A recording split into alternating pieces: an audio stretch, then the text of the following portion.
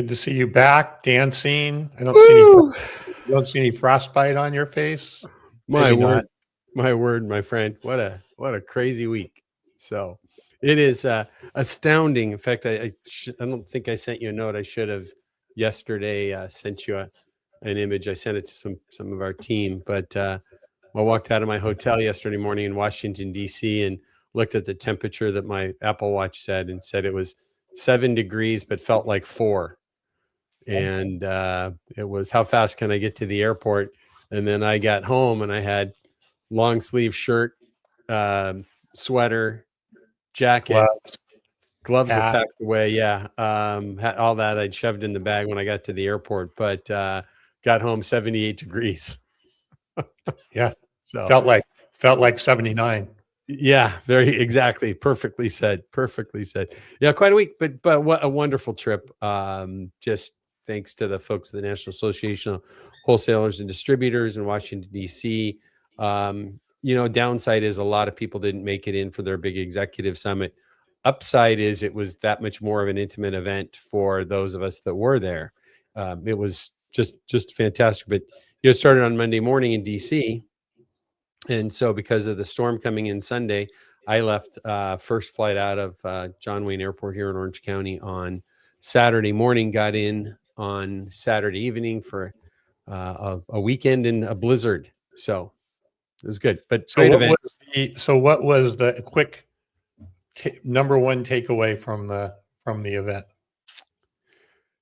Tom, there was so many different topics. I'll hit a couple of them. Good news is I've got to confirm it, but I think Mike Hockett from MDM/NAW is going to be with us on the show next week. Mike, if you're listening in this morning, I think he said he was coming to the show. Maybe text me and let me know. But we're also going to do a recap next week. But I'll give you a couple of things. Really cool discussion about one of the first speakers. So let me recap or preface, Tom, the event. Senior executives, mostly C-level executives from some of the top wholesale distributors in the U.S. Great folks, a handful of technology company executives, differently than a lot of the buying group or other trade group meetings. Even the technology companies that had people there, for the most part, it was executive level people. And so really just high level, very good discussion, but just a series of different speakers. So there was, not per se speakers about AI as an example, but lots of interaction about AI from some of the different panels. But they covered things that were really great. I mean, just like the first speaker that I was in the session with on Monday was talking about intuition and gut reactions to things, and some great takeaways from that. And talking about, complex decisions are just a series of simpler decisions compounded upon each other. So breaking those things down, how in the world that we live in, oftentimes actually relying on our gut is actually a really good response, but understanding when to rely on what types of decisions, gut decisions, are good to use. Another discussion, there was a woman talking in general about technology, but some good stuff about AI. But I'll tell you, the kicker was, and this is I wouldn't expect everybody feels how I do, Tom, but I love DC. It's a cool town. One, great food. There's a vibe that's a little different. My two favorite business towns. Somebody asked me about this at a conference I was at last October, and Chicago and DC are my two favorite towns to go to for business. Although staying in here in Orange County would be even better, but going those two, there's just a vibe in DC, and it's just kind of a cool thing. So Tuesday morning, I don't know, I should ask about what the count was, but it felt like less than 150 people. In fact, my guess is it might have been 100 or so, maybe a touch more, but it was super intimate. Sat for an hour and a half listening to Eric Hopland, the CEO of NAW, do a fireside chat with President Bush. And, listening to a former president talk about what was really going through his mind on 9/11, right? When he's sitting there with a little girl reading to him in a school in Florida, and he keeps getting whispered to his ear that the country's under attack. And I didn't know that they took the president to Shreveport, Louisiana, to a military base to get him squared away and hidden to start with. And then from there on to, I think it was Nebraska, where they're loading up all the bombers, the B-1 bombers, whatever they were, preparing those. They had him in a bunker there to start with, and then he had to fight them to bring him back to DC and then on to New York. Whole series of stories about what really happened when he got to New York.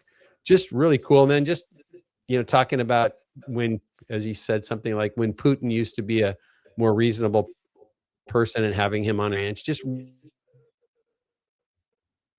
of executives that were on panels and how they're, dealing with tariffs. Great example. The takeaway was that gut feel from most of the discussions on panels was tariffs are here. We got to manage them and work with them and not be thinking that they're just going to go away and it's not something we have to worry about. So we'll do more of a recap on it, but yeah, good. And then closeout sessions on Wednesday for Brian Wild from NAW doing some really cool stuff about tariffs and discussions and kind of what's going on in the economy and the political nature. Brian is the head of his title, the legislative team at NAW. Certainly a Washington insider. He's up on the Capitol Hill every couple of days a week. And then prior to that was Sean Duffy, the transportation secretary. Super interesting, talking about railways and roads and FAA issues and so forth. Did you ask him about our bullet train here in California that got whatever $150 billion spent and nothing to show for it? I don't expect that would have looked good for the state of California in that discussion. So that's where we're at right now. Okay.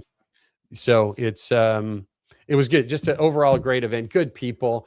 Yeah, it was fun. It kind of jokingly is in the snowstorm on Sunday. I ended up meeting up with my buddy Steve Levy from Infor, the ERP company, and he and I got together for a couple of drinks and some snacks, and Steve and I decided to go outside and take a selfie, because what we realized is in the last, literally, I think it's 14.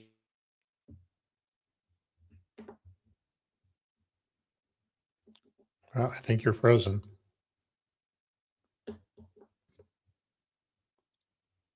Hello? I think Kevin is frozen or gone.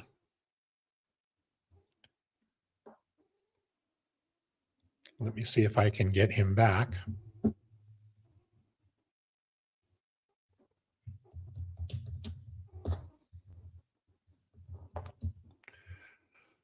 All right.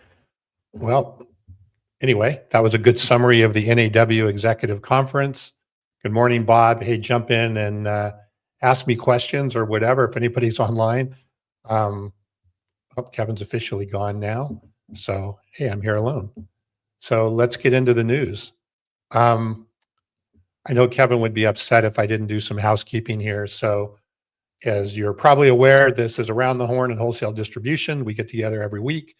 We review the news of the week from the newsletters. Yeah, I agree, Tom. Freezes always happen when we look in our best. Yeah, that was a good look by him. Yeah, Paul, I'm sorry I didn't get that picture. It went away fast enough. But anyway, what we do is we talk about the news of the week. If I can bring up the newsletter here, and if you don't have the newsletter, which I think probably most of you do by now, but if you want it, wait, here he comes back. All right, you're back. We're underway. We're almost done. We've almost gotten through all the news and everybody's good, but wonderful. We had quite a few comments about your freeze, that you looked like your face was contorted, and I'm sorry I missed. Why don't I see those comments? Well, that's because you've been knocked off. So we had Tom Harvick and Paul and Bob. Everybody was jumping in. Yeah. Okay. On your thing here. So yeah, this is week 2 of the last 4 weeks that I've had some internet problems. I'm not quite sure what's going on here, so my apologies for that. But if you got it covered, that's great. I'm going to head into the office and leave the home office here and Yeah. go down the So I was street. just telling everybody where they can get the newsletter. hello@leadsmarttech.com. You can also get it on LinkedIn. And I think we're ready to rock and roll. Is there a website for the podcast, Tom? Aroundthehornpod.com. Yeah, that you can go there as There well. you go. Yeah. Perfect. You think I don't So, know? well, I know you know them. I just don't know if you talk about them. No, So, it's okay. yeah, I'm connected to my phone now. So something perhaps in my name, our friends at Cox. Let me just finish the last of that is just because it's so funny is what I was sharing is being with Steve Levy from Infor was the funny thing is Hurricane Helene as it pushed its way through Orlando. We were out to dinner about a half hour from the hotel with my wife ready to kill me. She thought I should be hunkered down in my hotel room. Last April, in fact, it was Liberation Day. We were in Nashville, and we had dinner right before we all got put into the basement with a tornado warning. And then we had dinner in a blizzard in DC. So we were joking about what's next. Is it earthquake? Is it locusts? Is it, Yeah. what's the next? Remind me to never have dinner with the two of you in California. Yeah, that's exactly right. We're the next event that we'll be at, but always good conversation with Steve. So I always learn something. You're a little still jerky. He's the one who. Your internet's still not very good. Well, I'm connected through my phone. Why don't you talk for a minute and about the Fed, and I will try and come back in. Okay. Were you able to hear me there? Yeah, you're kind of going in and out, but is your internet working? Is your normal internet working? Oh, he's gone again. So, first article, Fed pauses interest rate cuts in first meeting of 2025. As I don't think that was a surprise to anybody. As you probably have heard this morning. Oh, here he is back again. All right. You're back in. I'm just testing your skills out right now. My skills are amazing.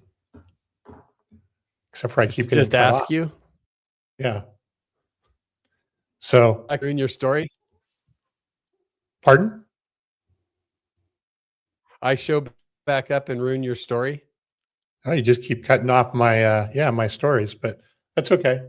We were just talking about the first interest rate or the interest first meeting, and there was no interest rate cut. No surprise really to anybody. The poly market for next month in March is pretty much nil, 92% as well. Poly market 92% for April, no. And 92% no. Poly market for April, 78% no. But let's see June here. June, we're definitely starting to see some movement. Actually, either 12% for a 50 basis point decrease and 36% for a 25% decrease. So guess what? That's when the new chair, I believe, takes over, is in the June meeting. Yep. Who was nominated today? Kevin Marsh. Kevin Marsh. Yep. I have always found that people named Kevin are hard to hear and freeze a lot. Here he goes again. That's another good look on his face, though. Maybe I should get a screenshot of that. So anyway, not really a whole lot of surprise there on the rate cut. And like we were just saying, the market believes there could be up to 2 more this year. I think that's pretty accurate with the new Fed chair coming in. I think we will see a cut probably at the June meeting. I think we'll see one more during the course of the year, which will bring us down right to that 3 level. One of the things I haven't done a lot of homework on Kevin on the new appointment, but supposedly he's kind of middle of the road. He's moderate. He's not, he believes we should be doing a bit more cutting, but he doesn't believe that we should go crazy on things. So I think we're going to see a couple more cuts between now and the end of the year with that. All right, moving ahead here. Look, there's a bunch of decent articles here about business activity and wholesale. So first one from distribution strategy, business activity expands modestly. Yeah, I think Bob says they're going to keep Trump or Powell around to keep tossing monkey wrenches in anything Trump does. Yeah, I think there was conversation about him remaining on as one of the Fed governors, but I don't know how that all works. I don't know if he has to be elected or how that actually all comes together. It's but I do know that at the press conference the other day, they were asking him a lot about, is he going to remain on as Fed governor? And he did not want to reply to that. And now what are you doing? Here by phone. Here by phone. Okay. Here by phone. All the internet figures itself out. I thought Powell was pretty evasive the other day about anything he didn't want to talk about. Oh, he was good. He did a really good job of evading those questions. He says, we're not talking about that today. No, he was like, I'm not today. Exactly right. Yeah. So sounded like my dad when I wanted something sometimes. Not talking about that today. So is there We're any not of these talking other about that today. Go away. Are there any of these other articles here on the economy that you wanted to really touch on? Yeah, well, I think I just need to bring this back up because I'm waiting for internet to get itself figured out here. I think, Tom, hopefully you're able to hear me okay You're a little herky now, jerky. but I think a lot of this ties to what I was describing.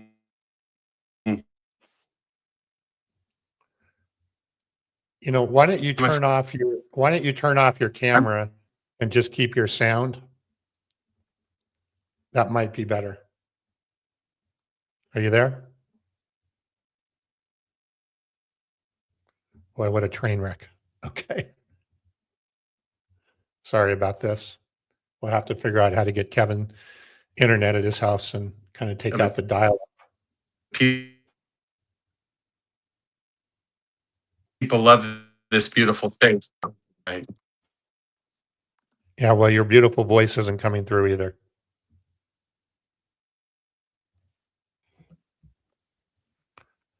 Okay, now you're back again. I don't know what to do. Yeah, that's been a bit of a train wreck so far. Yeah, I'm ruining the show today. I understand that. Hopefully you're able to hear me. I'm going to actually turn the camera off for a minute and do what you suggested. It is better. It is, whatever you did is good now. Okay.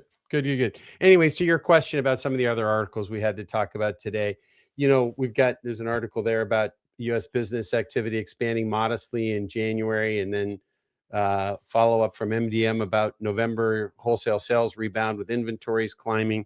It just kind of goes back to this simmering that we're talking about doing for so long, right? There's just, and that was a topic of discussion at the event we were just at, as well as we just got to adjust to this and do the best that we can with what we have.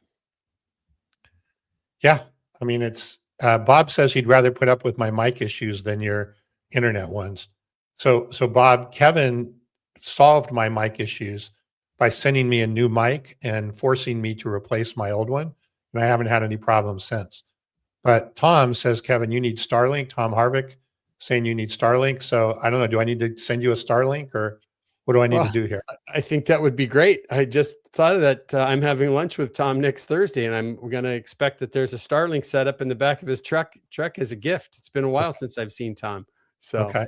Yeah. Okay. You know what I think I might do? Because like you said, this is the second time I've had some challenges in the last few months or month or so, is might just start rebooting the router and everything in the morning and before we do our show on Friday, because the rest of the day, I can guarantee this mic will be fine. Yeah. I mean, I'm just wondering why it always seems to happen right now, so I don't know. And, we pay the extra fee for business internet at our home office here. And so anyways, we'll figure this out. But, it just kind of goes back to what we've been talking about a lot about the simmering of things. But there was this article that you were mentioning earlier about how realistic are trading partners' $5 trillion U.S. investment? Did you want to hit that one real quick? Yeah, which I didn't realize. In fact, I'll get some of the statistics here on this.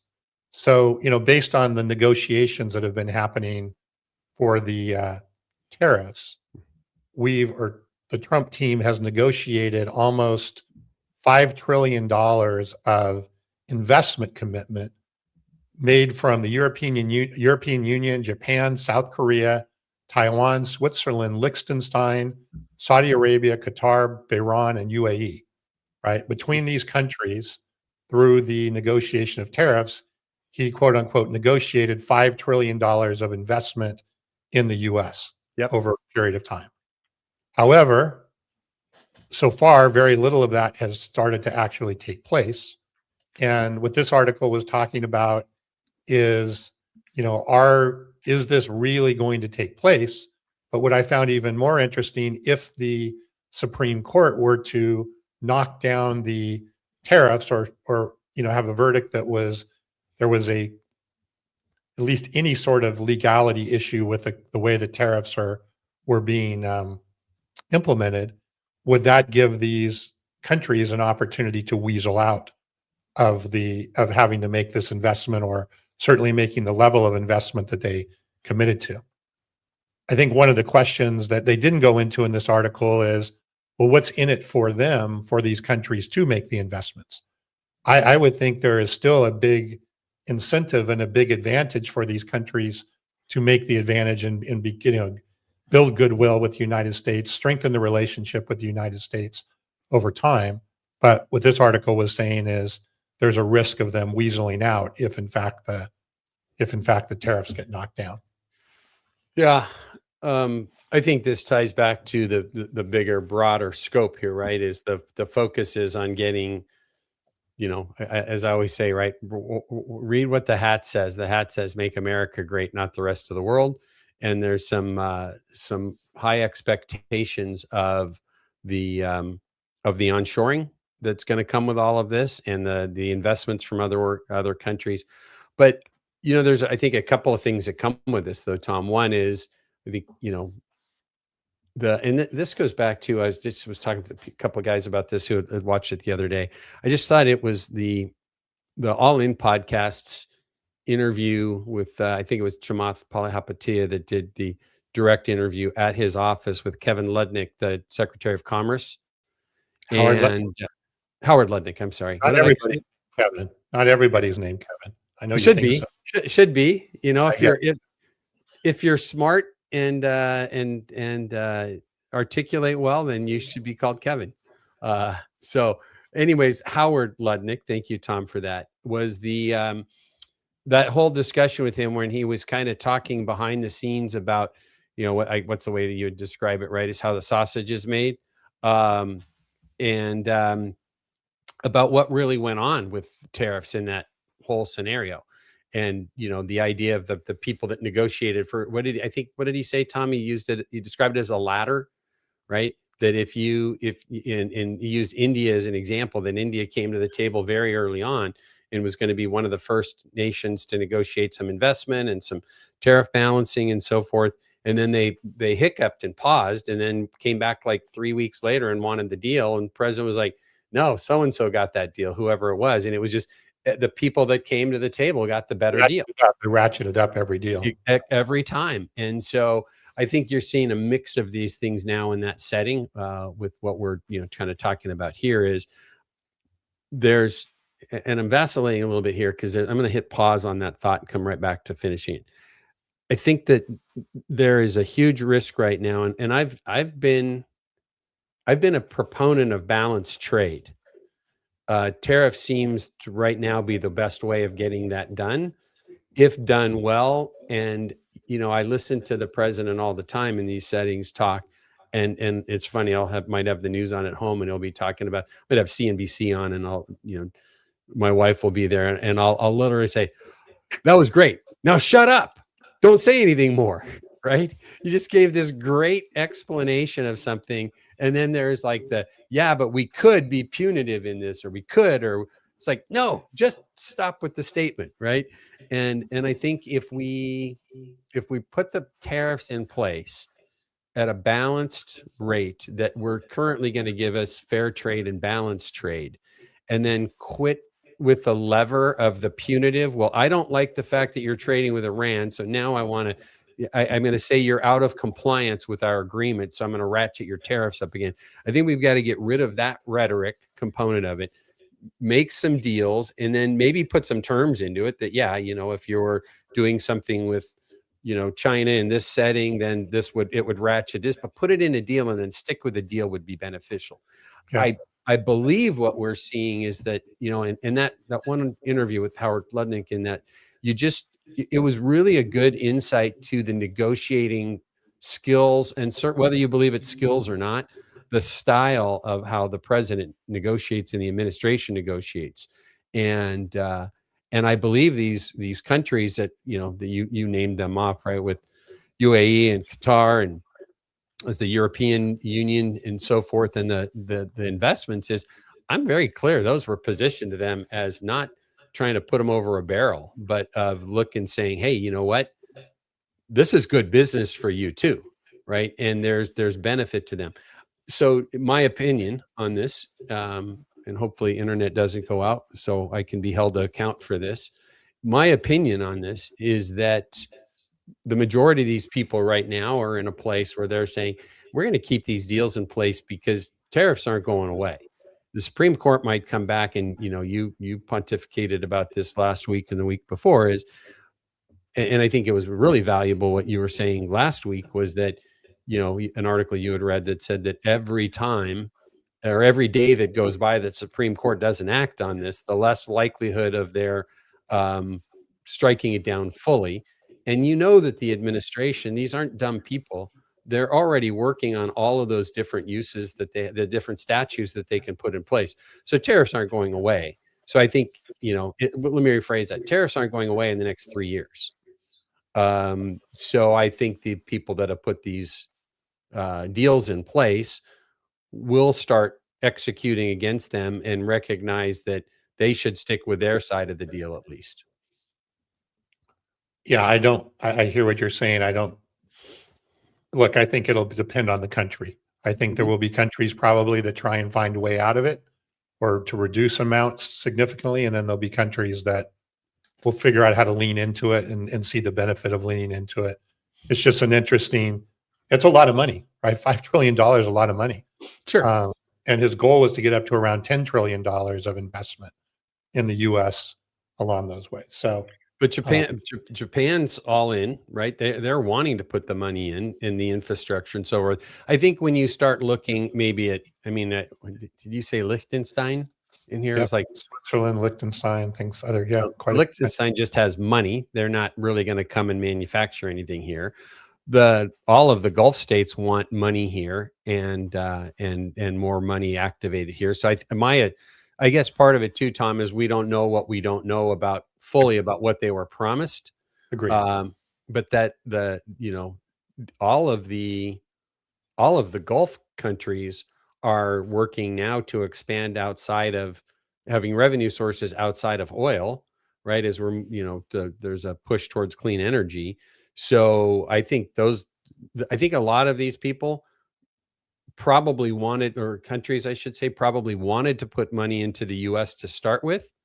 And they just got really good terms to go do it, and something else in return of reduced tariffs. So I don't know. It'll play out. We can be on opposite sides of this. I think there's enough in this that why go try and renegotiate something when you could end up with a worse deal? I don't think they'll renegotiate anything. I think the point of the article here is, will they drag their feet or try and maybe renegotiate, or at least structure something a little bit differently in terms of timing. But again, I don't know enough of the ins and outs on the advantages of doing that. Right. Other than again, if there was some commitment for some hard dollars and for things to happen by certain time frames, maybe there would be a benefit to delaying that. I don't know. Yep. Understood. Well, why don't we jump into our manufacturing distribution segment? You had triggered a little bit earlier when we were talking on the distribution strategy article about tariffs squeeze distributors across metals, wood, and tech. Yeah, it was. I mean, look, this just aligns with what we were just talking about, right? And I think what aligns with what you heard at NAW is it doesn't sound like companies are expecting tariffs to go away, or they know that this is something they're going to have to navigate. But what I found interesting about this article is, as here's what I read into this article. Maybe you read into something different. Prices are moving up slowly but surely. Those prices are being carried over to the wholesale side as well as to the consumer or the retailer along the way.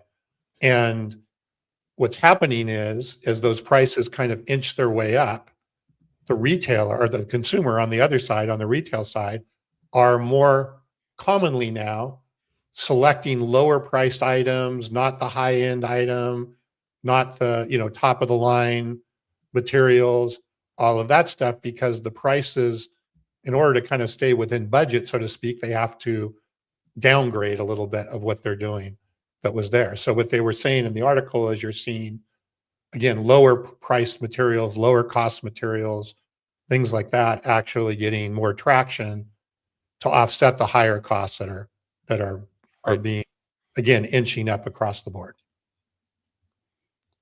Yep. So, and that, that makes a difference, I would think, in building materials and equipment and things like that in terms of what you stock and what you sell. And I would assume that could squeeze some margin, because a lot of times some of the higher stuff has more margin associated with it. So I think there's this kind of an interesting silent ramification that can come through. Well, I think we're going to see more and more of that. I mean, what we're seeing is that you've got a mix of responses. We've had people on the show who have said 100% is getting passed through, from a distributor on to an end user. We've had companies that are looking at looking at more blended margins and trying to hold prices wherever they can. We've got, had heard conversations about manufacturers who are, really working on blended margin areas and trying to say, okay, well, look, you make some stronger commitments to us and we'll hold our prices. We should have a 25% increase and we'll hold it to a 10% increase.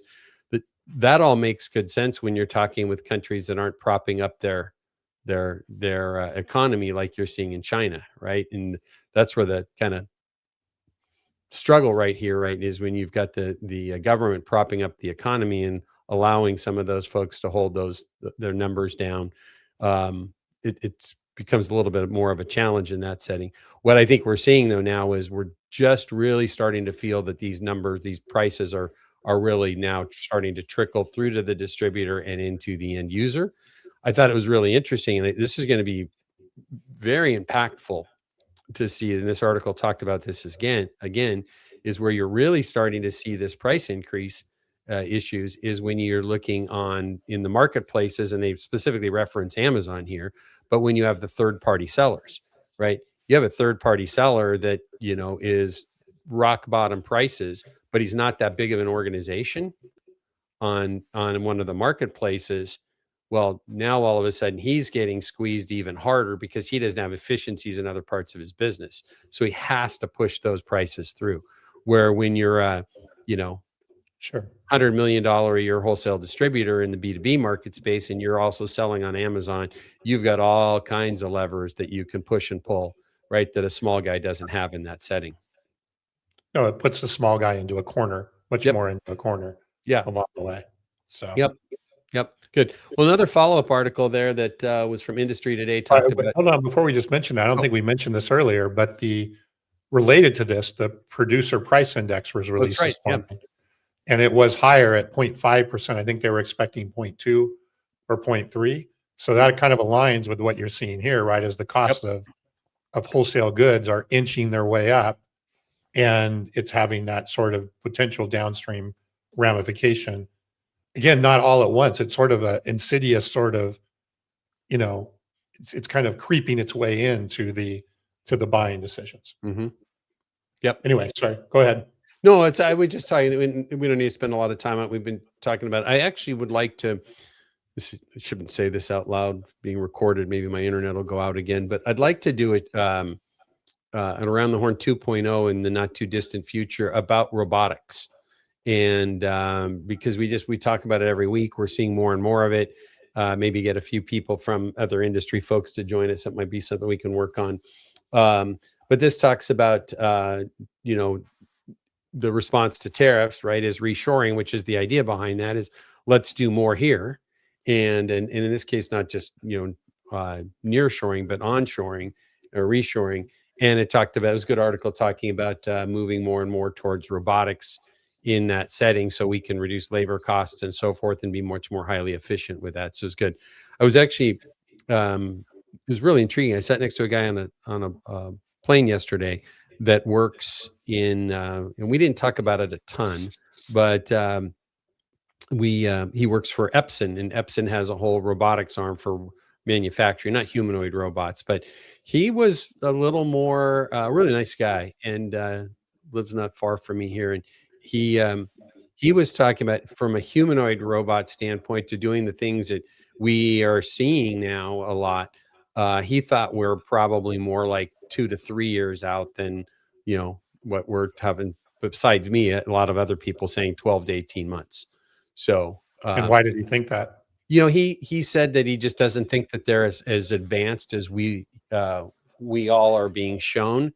And part of his thinking behind that is that, and again, they don't, where the company he works for doesn't make humanoid robots. So I wouldn't necessarily look at him as the end all. It was just an interesting perception, is how I took it. But he said a lot of the um,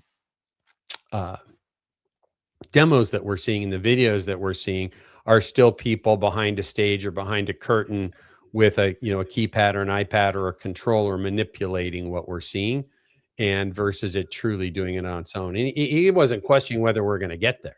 Yeah. We were having the discussion about, we both kind of laughed about, because we live, in the same community, and we both have big sloping hillsides behind our house that we pay a gardener a few times a year to put a lot of time and energy into that, and it gets expensive. And if that was the only way to use a humanoid robot for around our house, that would probably take us 10 years to recoup the cost. But if you start thinking about the car washes and the housekeeper that you don't need, and all of those things put together, and the types of sensors that can go into these things, and if they can get there, which it seems like they're going to get there, it's just whether is it now? No. Is it 12 months? Maybe. Is it 18, 24, 36? We're in our lifetime, right? We will have this opportunity to have those both in a warehouse, in a lumber yard, and in our home. Well, I also think that they're probably being overly, I won't say conservative, but over engineering the safety aspect of it, right? Because you see this with self-driving cars. I mean, Right. self-driving cars have way, way, way better safety record overall. But then one thing happens and it's like, oh, these cars aren't ready. They're going Sure. to kill people, right? And I think you'd have the same thing with these robots is, one of them goes and grabs a kid or does something that isn't expected. Right. And the Burns the PR, toast. pardon? Burns the toast.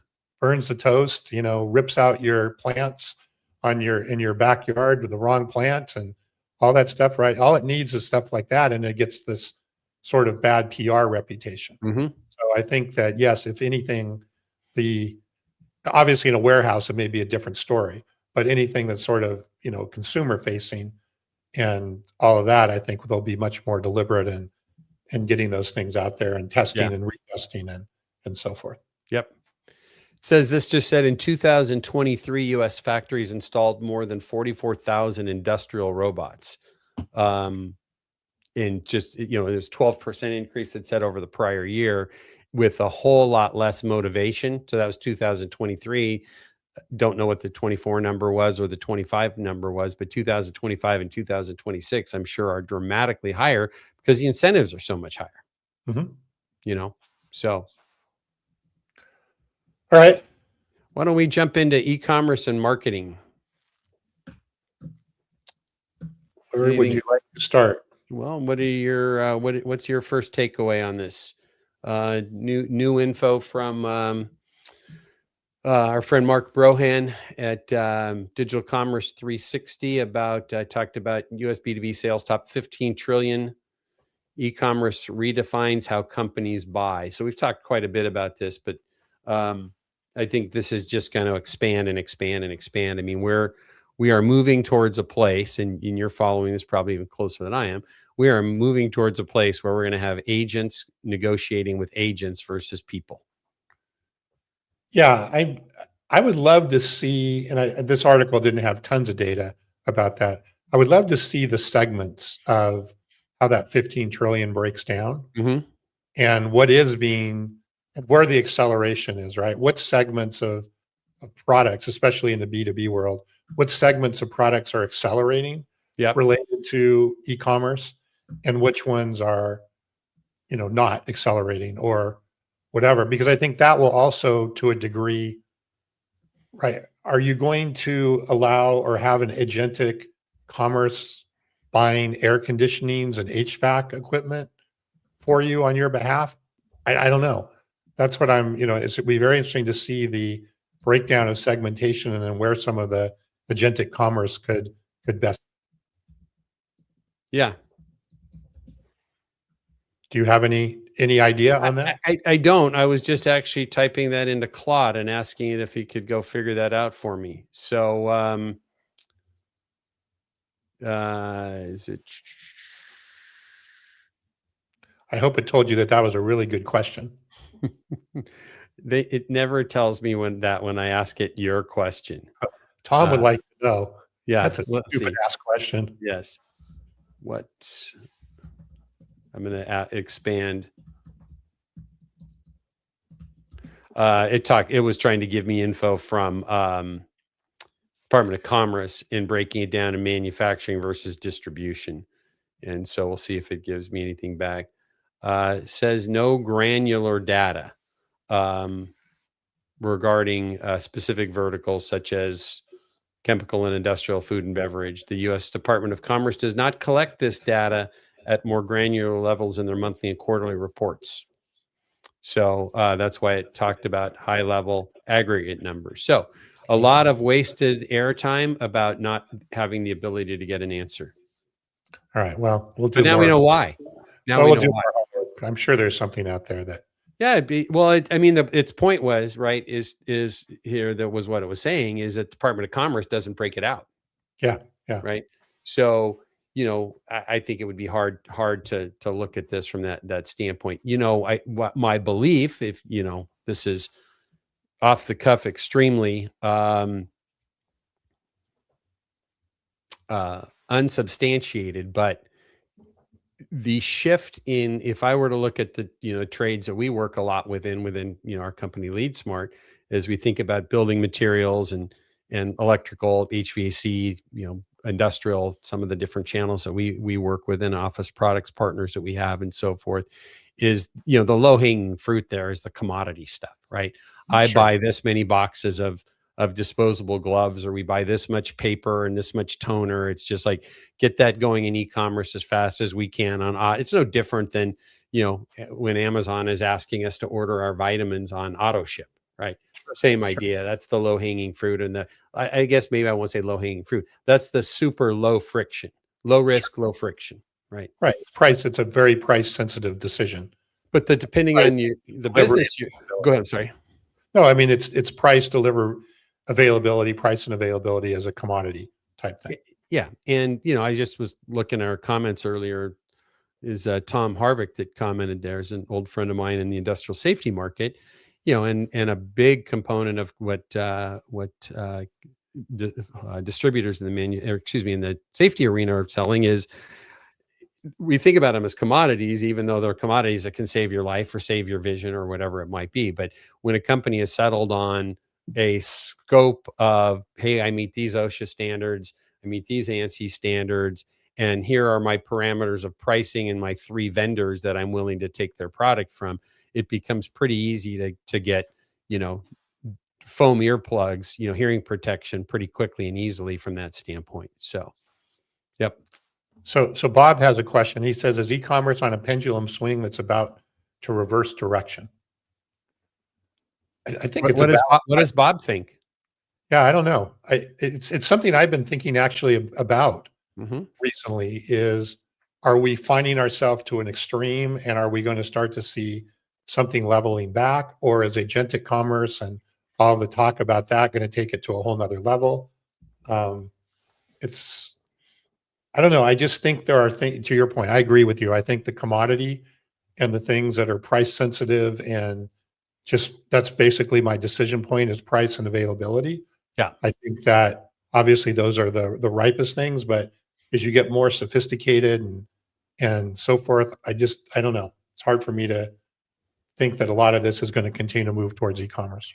Well, that ties us actually right to our very next article from earlier this week. Same author, same publication, Digital Commerce 360. Great newsletter to get.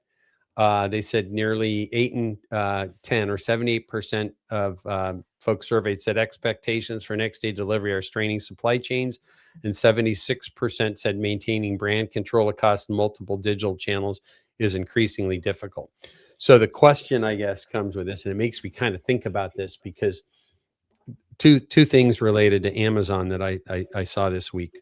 A few days ago, I saw something on LinkedIn where he was literally, just starting selling books, and he was interviewed about why he was doing this, and he was talking about the growth of the internet, blah blah blah blah. I can't remember what year that was, but talking about being able to sell books online. That's where he was starting.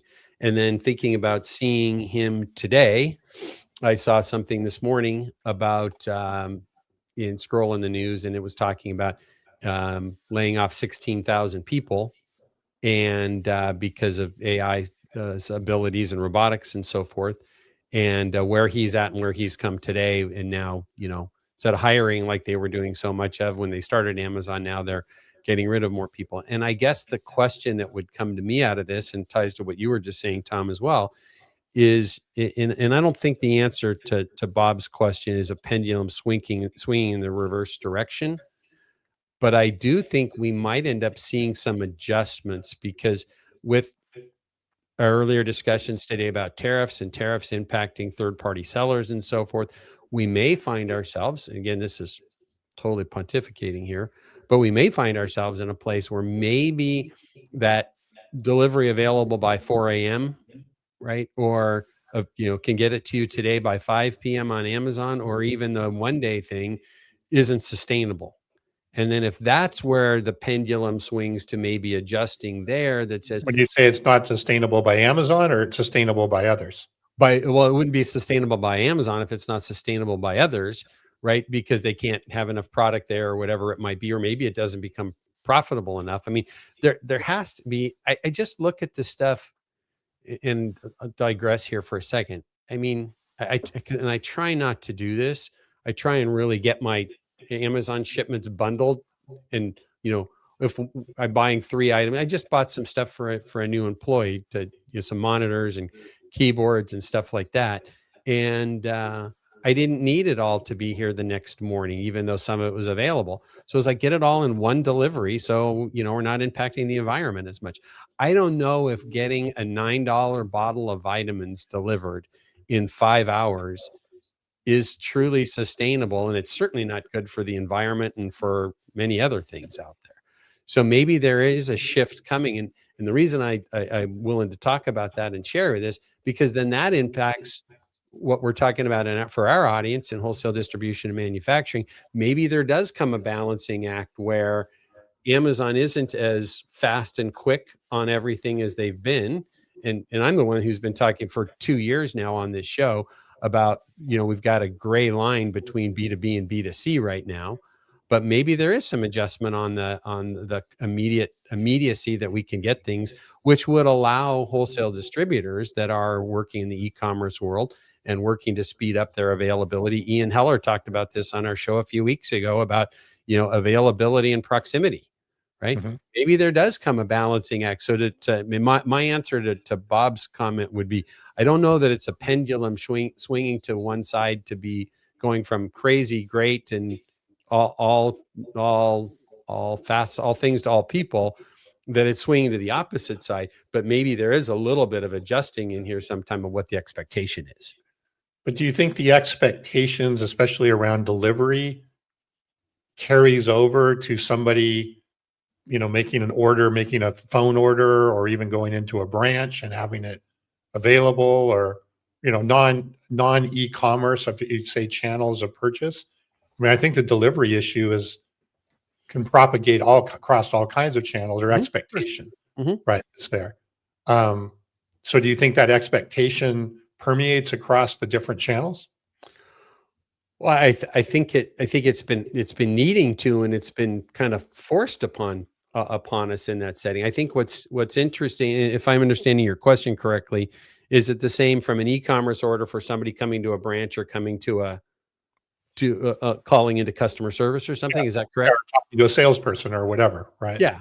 I think it goes back to what is our experience in the rest of our life, right? And listen, if in high school you date the prom queen, you want to date prom queens the rest of your life, right? If you get to surf the perfect wave one day on a vacation, you want perfect waves all the time. Your expectations rise. And I think that's what we've seen with all of this, is the consumer is saying, why can't I have a Amazon-like experience in all facets of my transactional life? Yeah. So Bob just made another good comment, right? He says, we're trying to move towards instant gratification as a society, but the value from that is increasingly expensive effort and is shrinking. So and maybe there's not the payoff that the value to that is. I don't know. I just question this all the time. I mean, you've obviously been to my house many, many times. I live in a small development with 6 cul-de-sacs and about 10 or 12 houses on each cul-de-sac, and there's one road in and one road out, and the vast majority of traffic on a weekday in our development is UPS, FedEx, or Amazon. Yeah, no, I have the same thing, right? I mean, it just drives up and down the street all day long on those things. So, and you can move to electric, which more and more of them are doing, but I still don't think we have an optimal setting in that standpoint. So anyways, this will be, I guess this is one to watch. This would be an interesting discussion that we just had here. I appreciate Bob's comments. They're very valuable to this discussion and bringing up the pendulum thing, because maybe there is, and I had, without this discussion today about this article and then Bob's comment, I'm not sure I would have pieced this together the way that I am looking at it now. We may see that things just accelerate the opposite direction, is that, you can get things in an hour. I do think it's so ironic, though, going back to our last year episode that we did a few weeks back, was it the 9th, with Mike Marks and Dirk Beveridge and Paul Kennedy and Ian Heller. And Ian made the comment about needing to buy a plumbing part to fix something because they were having guests over. Called the local branch of a wholesale distributor that he knew, couldn't get it. Finally had to go on Amazon to get it, and it turned out the supplier of it was the same distributor. Yeah. Right. So think about that. So they didn't have the inventory in their branch, but they had that inventory on their storefront on their Amazon site. Or Amazon had it in their warehouse if it was being. Well, that's what I'm saying. They whether it's the third party seller in that case, right? It was in an Amazon warehouse, but it wasn't in their own.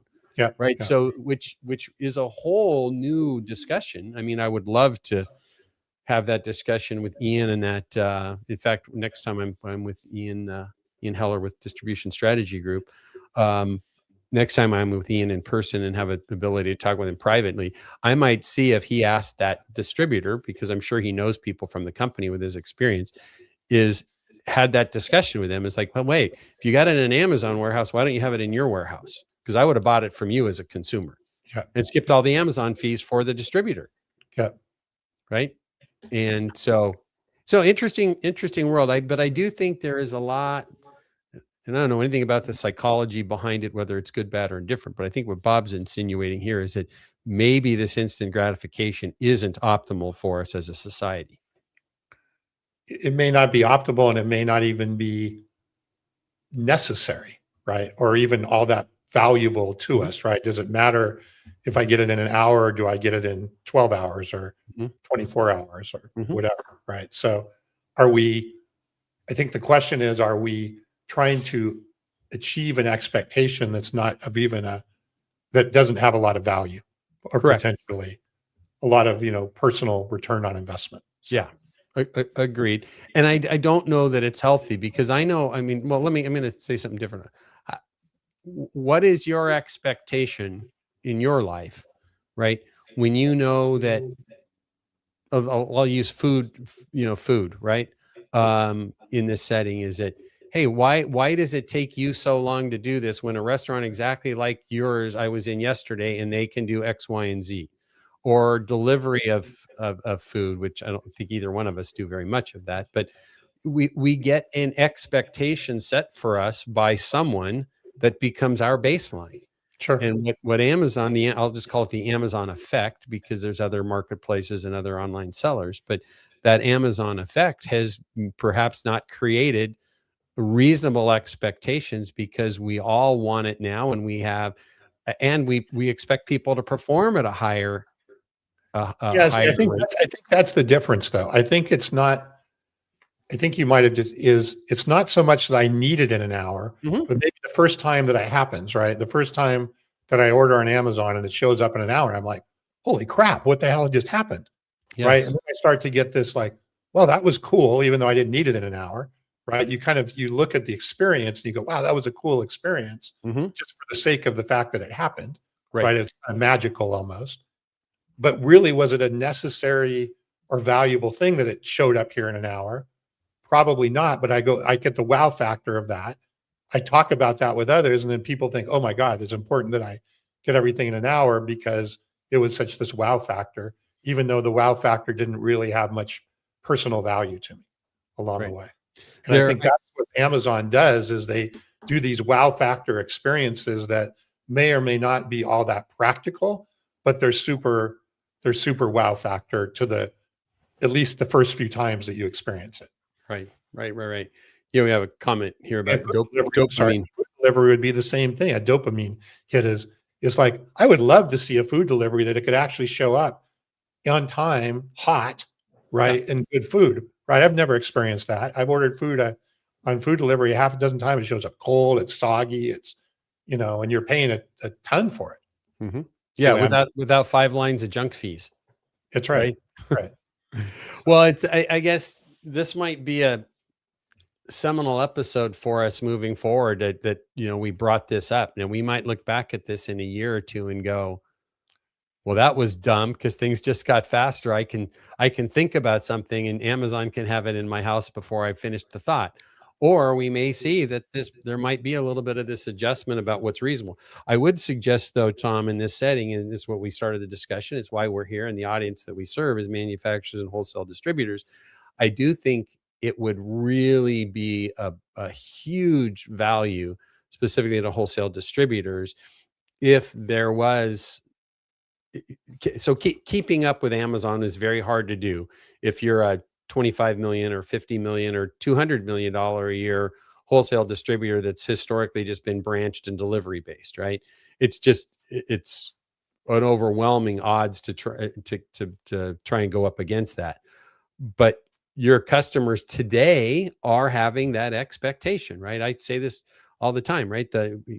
Where are we at? I think right now, I think Gartner's numbers is 72, I think, percent now of B2B buyers are millennials. So if that's their experience and they're looking for these dopamine hits, and that's what their experience is right now, they're expecting you as a wholesale distributor to either be making progress towards that or offering a similar experience. But the likelihood is just making progress towards it. But if you didn't have to get there where you can mimic the exact Amazon experience, because now all of a sudden, you know, hey, there's stuff I go to a branch for, but if I want delivery on it, I probably can't expect an Amazon experience, or my Amazon experience has adjusted. Yeah. So good. All right. And then you enter in, which we'll have another conversation about the drone thing, right? Right. Because supposedly drones are the secret to solving all of this stuff. So anyway, I just, so, man,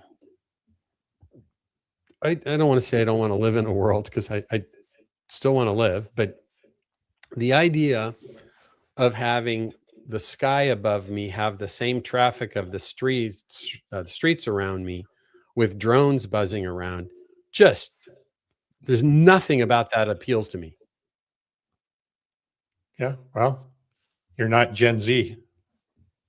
No, I mean, they just look to the thought of looking up in the sky. One, I just absolutely hate that buzz that comes from drones. It just drives me crazy.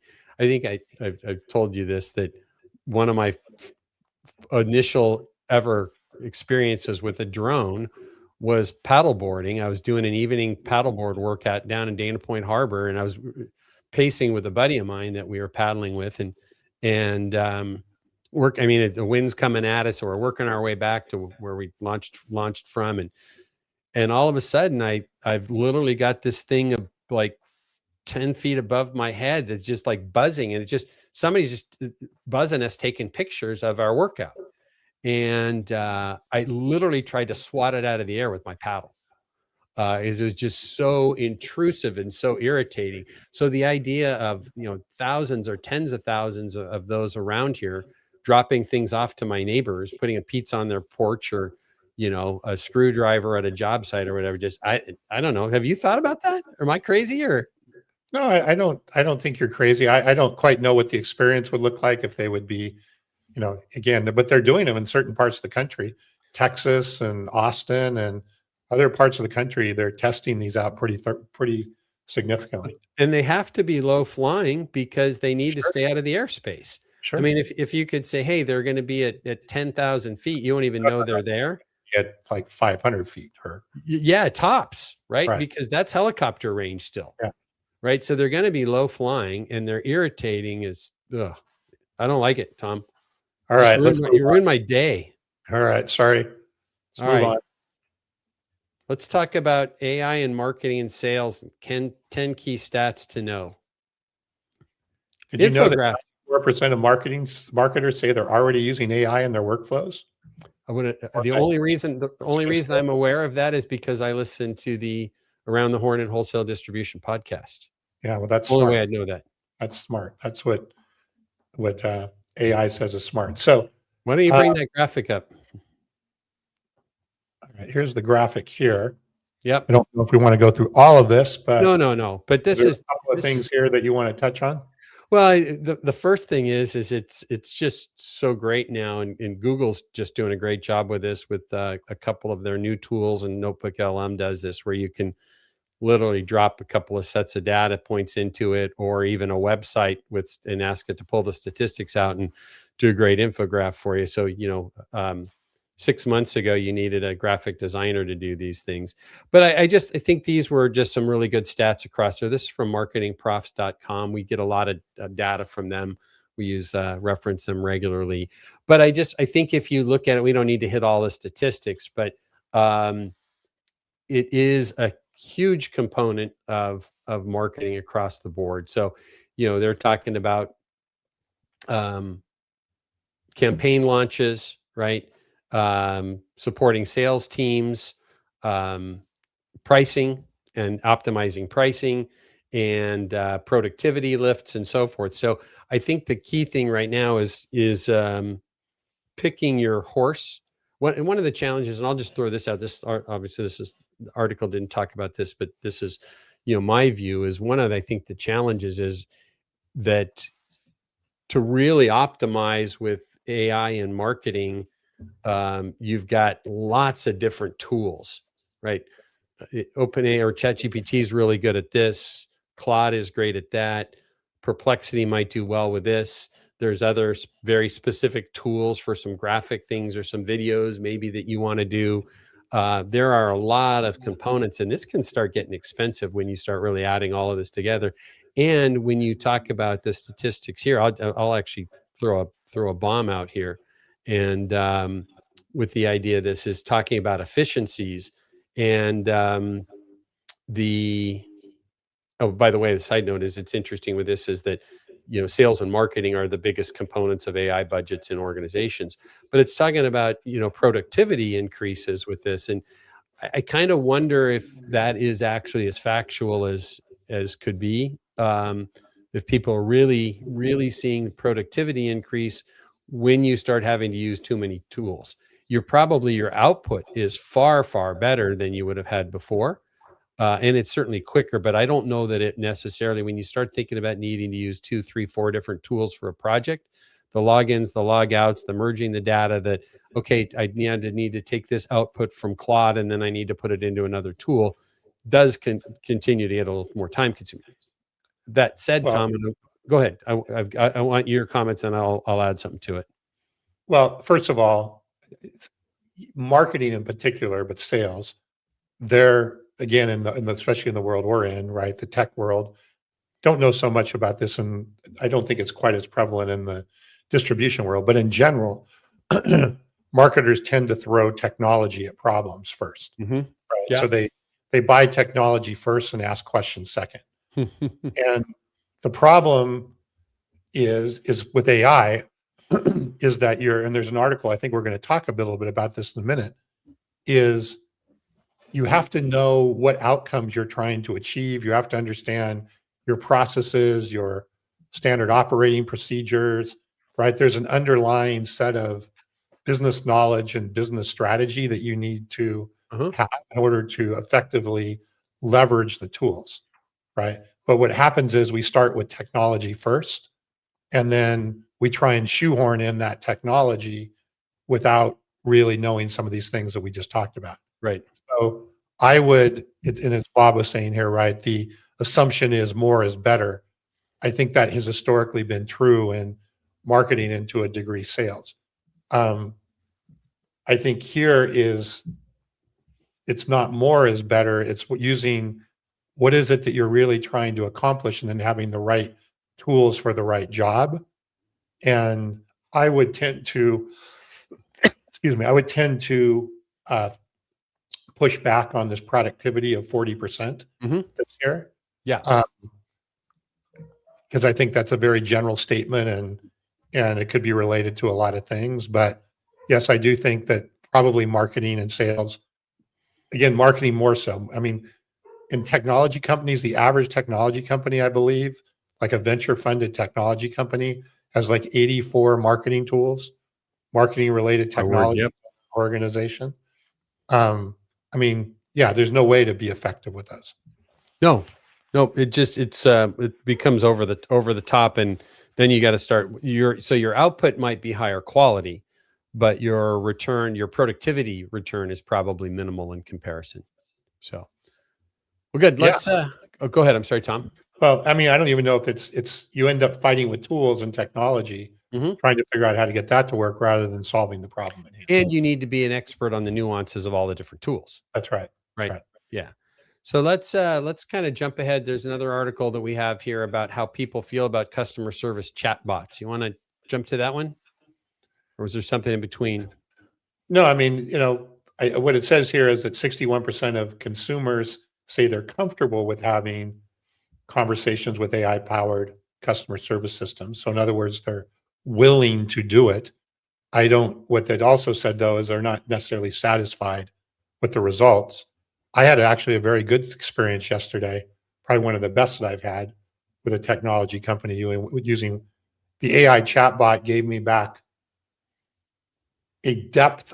It wasn't, a lot of I've seen the depth of what you get back is not very good, right? It's like, read the manual, check out the manual, go to our website and be sure to read this knowledge article here, right? Something along those lines, which usually don't get you what you're trying to accomplish. Did I answer your question appropriately? Would you like to take a survey? Yeah. But this one actually gave me a thoughtful answer, and then it gave me a deep, thorough response of what to do about it. Okay.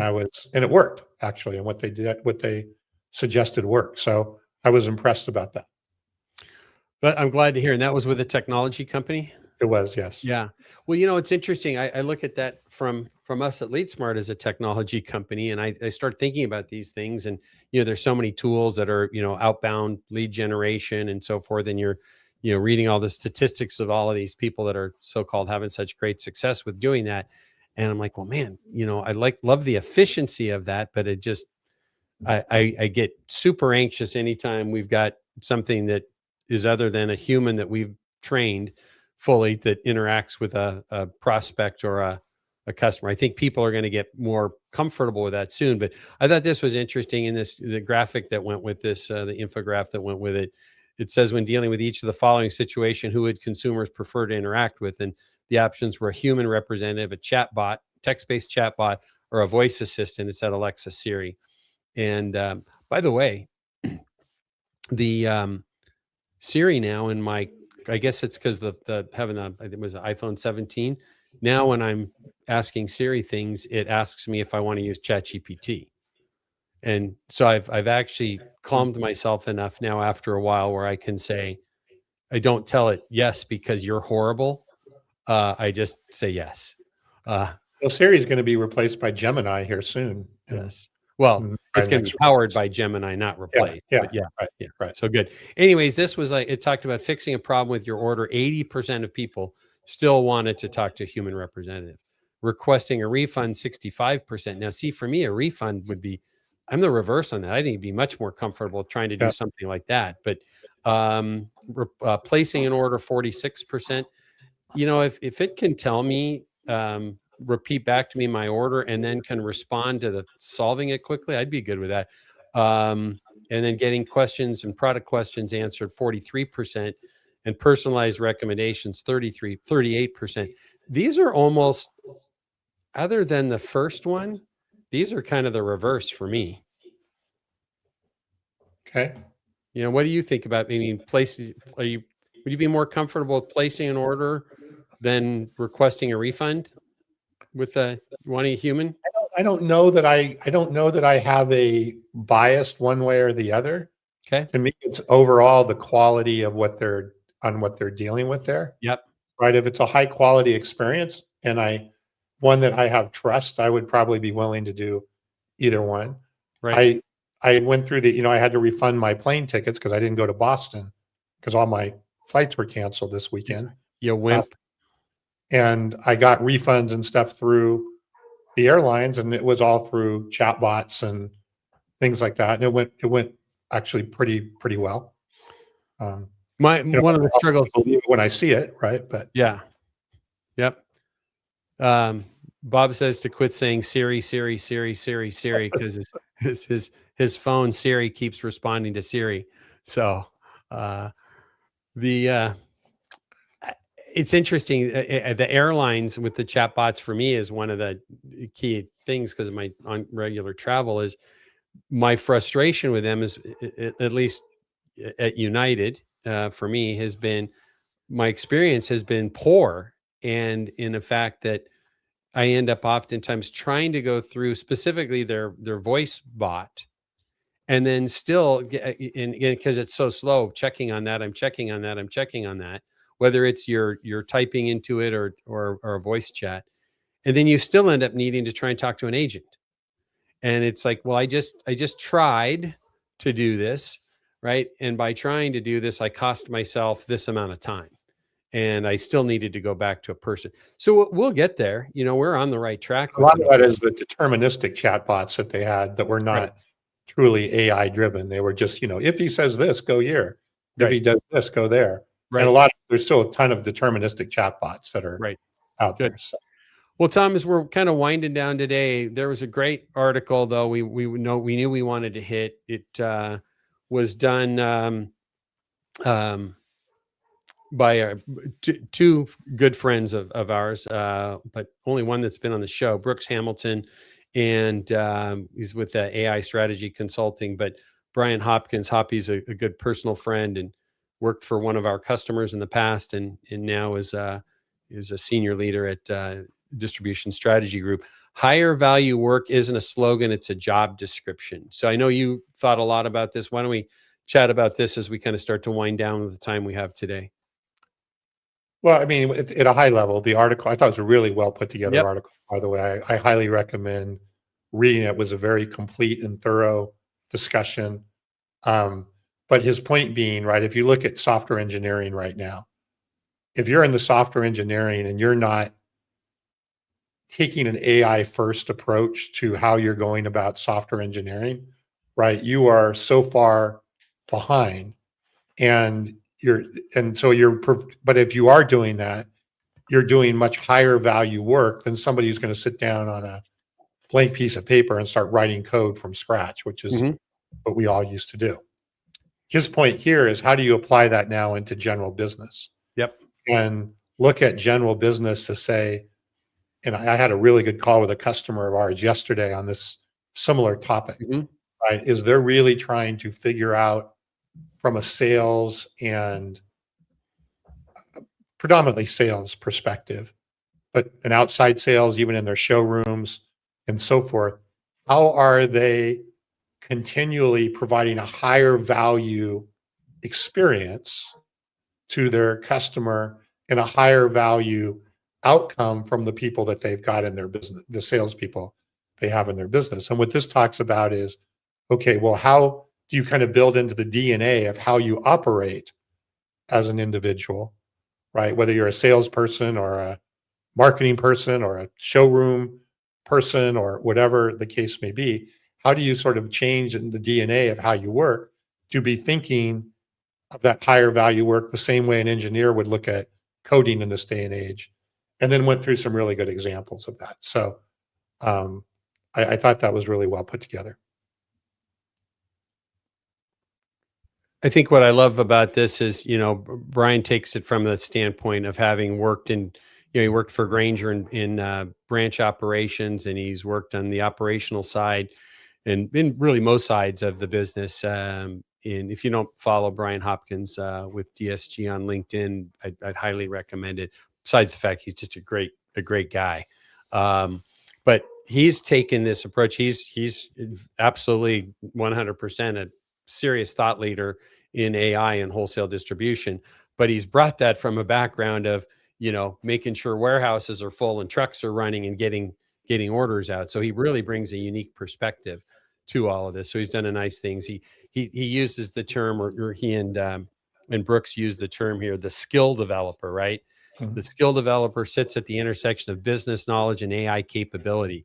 And this is, I think, that the beauty of where we're at right now is AI will, you would be more qualified to argue if I'm off base, but for the foreseeable future, if not forever, AI is going to be the real value, specifically in distribution and manufacturing, where we focus our energy.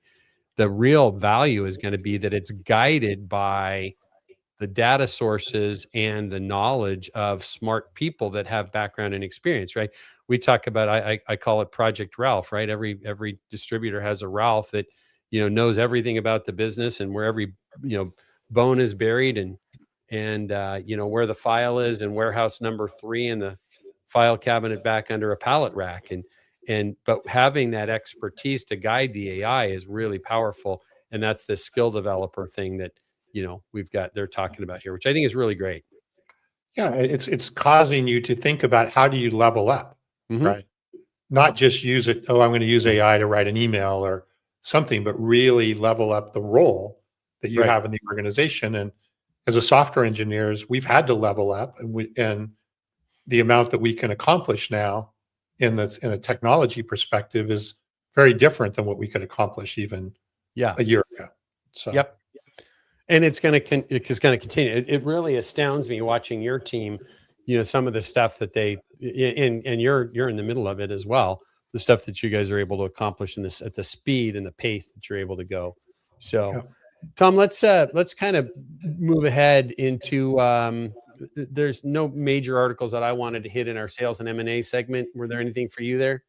No, it's okay. We should probably wrap up. Yeah. The one thing though, that I was interesting that I wanted to hit, a couple of things, right? I'm going to tie a few things together here for us as we wrap.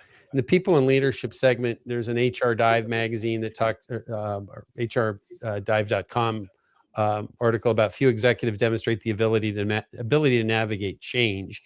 So it talks about that. And then the next article, again, this is from an individual in his website, Doug Thorpe, though, the leadership lie nobody's talking about, being liked versus respected. And so those are all solid, but we don't often talk, but every week in our articles, and And I do want to come back to our channel leaders on the move here to talk about those before we end today. But we have a great reads and listens that we segment of our newsletter that we send out every week. And again, as Tom talked about, when I was having internet problems, the whole topic of our discussion today is related to the newsletter around the Horn and Wholesale distribution and manufacturing that gets out each week to 10,000 plus people. So if you'd like that and you don't get it, please let us know at hello@leadsmarttech.com, or just find us on LinkedIn and we'll get it to you as well. But this article is, interestingly enough, from rollingstone.com, right? Now, this is the first time ever we've featured an article from rollingstone.com. But it said, this was kind of interesting, especially if you watched the F1 movie a while back, but it says, pit stop leadership, what endurance racing and F1 teaches us about high performance teams. So we had a number of articles today that were good about teams, and it just talks about the what they can accomplish when one hiccup can make major changes to an outcome that happens in nanoseconds or fraction of seconds, and that how that role clarity and team building and so forth, and these things pull together through practice to really refine teams. So they tied this F1 and auto racing into high performing teams and organizations. And I just thought it was a great article. So if you get a chance to read it, whether you read it at rollingstone.com, it's called Pit Stop Leadership, What Endurance Racing and F1 Teaches Us About High Performance Teams. So did you get a chance to look through that much? Not too much, no. I didn't get to that one. So that it caught my attention. So just in closing, Tom, a couple of things in our segment here on our, what do we call that one? Channel leaders on the news. A couple of things. Border States has named a new VP of Industrial Solutions. Rochelle Bischoff got that new promotion and new move for her. And I just want to share that because she's regularly with us here on the show, and gets the newsletter and is a great LinkedIn connection of mine. And so I wanted to shout out to Rochelle. Congratulations. She's pretty regular and joins us live on the show. And then our good friends at DSG have just hired a new Chief People Officer. So Kirsten McKesh has joined them. So good for them. And Chief People Officers. You know what's funny is the HR component of our Chief People Officer at LeadSmart, Angel. What a perfect name, Angel, for somebody that is. So I wonder, I'm interested if Paul is still on, is that Chief People Officer part of their, is it just HR, or is it to do what we were just talking about, which is to help people, level up, get to that skill development, all that kind of stuff? No, definitely. I think that would have a different role than just HR. Yeah, no, it definitely is, because it's in that setting. It's especially with DSG, is they're an employee-owned company, so there's all kinds of components of that, and they're building teams and building leaders there, and as most companies are trying to level up on that today. So, anyways, those are the things for me today. All right. Well, your internet held up well. I'm glad we got through that. I'm wide open if anybody's got ideas and suggestions about making that better. So I'm hardwired into my router, and get like Starlink and have a drone kind of just circle over the house with Starlink, and I think that'll be the solution. So, oh man. All right. Anything exciting for the weekend? No, I'll be heading down your way. So looking forward to seeing you next week. We've got a lot to accomplish. I love it when you're in the office. The days are just a lot longer because it always ties to a dinner too, right? So we'll maybe I'll throw something on the smoker or something while you're one of the days while you're here. So good. All right. Well, thanks for being with us again. I'm Kevin Brown. That's Tom Burton. We do this every Friday when my internet is working correctly, or one of us isn't in the hospital, vacation, or an airplane, as we usually describe it. We appreciate you being with us and putting up with the challenges I had at the beginning of the show. I'm sure that Tom will be a challenge for John and his editing as he gets the show rolling later. But we appreciate you being with us again. We do this every week. We ask one thing. If you like what you hear, you enjoyed being with us today, share this with your friends. If you're listening on Apple or Spotify in the recorded podcast, hit the subscribe button, leave a review. That's the huge help for us, is the review. If you're on YouTube, click the subscribe and the alert button, which will be a great thing for you as well to get those alerts. And then if you're with us on LinkedIn, maybe share this with your friends and help us promote that, because that moves us a little bit more in the algorithms. Right now, I think we're number 2 globally in wholesale distribution, so beneficial to us as well. So we're appreciative of that. Again, we make a AI-enabled customer intelligence and what we describe as smart CRM solution, where we aggregate data from across your business with or the ecosystem of your business, from your structured and unstructured data to your ERP data, marketing automation, e-commerce data, where we bring it into a single platform where you can make business decisions to support your customers better, accelerate growth, and understand your teams better. So if you're digitally transforming and looking to grow, we'd love to talk to you about that. So we appreciate you being with us. Tom, I will see you Monday. All right. Sounds good. Have a great good weekend, everybody. Be kind, be safe, do great things.